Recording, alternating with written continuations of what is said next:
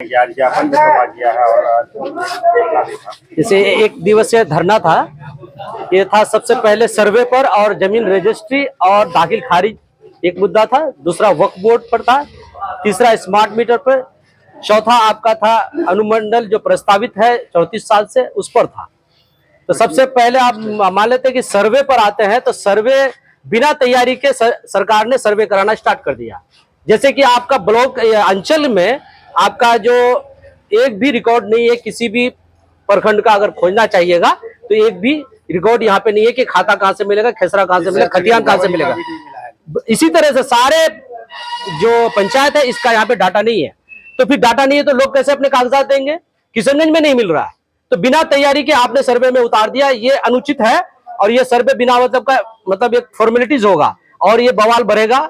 ये सर्वे को अभी तत्काल रोक देना चाहिए और सर्वे को जब तक तैयारी नहीं हो सर्वे कराना चाहिए, तैयारी के बाद कराना चाहिए।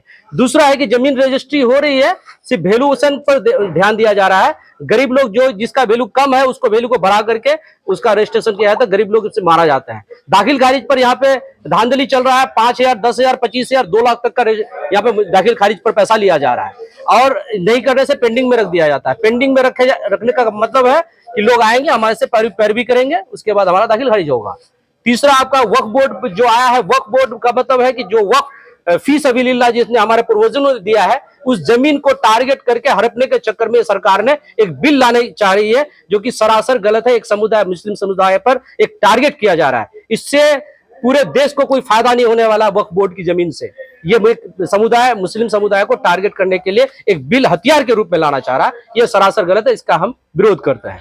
तीसरा है हमारा स्मार्ट मीटर। जो स्मार्ट मीटर जो अभी दिया जा रहा है जबरदस्ती पब्लिक पर थोपा जा रहा है। इससे पहले हमारा डिजिटल मीटर जो है, ये डिजिटल मीटर काम कर रहा था, तो हमको स्मार्ट मीटर की क्या जरूरत है? ऑलरेडी हमारे पास पहले से एक गाड़ी है, नया खरीदने के लिए आप प्रेशर क्यों दे रहे हैं? ये बिल्कुल गलत है।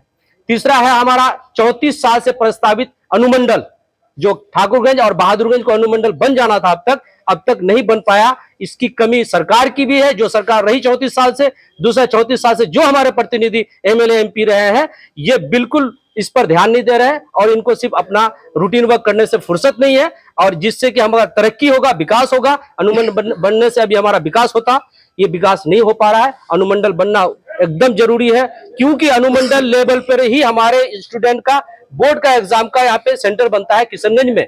तो हमारे दिगलबंद के बच्चे, टेरागाज के बच्चे, ठाकुरगंज के बच्चे को जाना पड़ता है 70-80 किलोमीटर चल करके किशनगंज एग्जाम देने के लिए।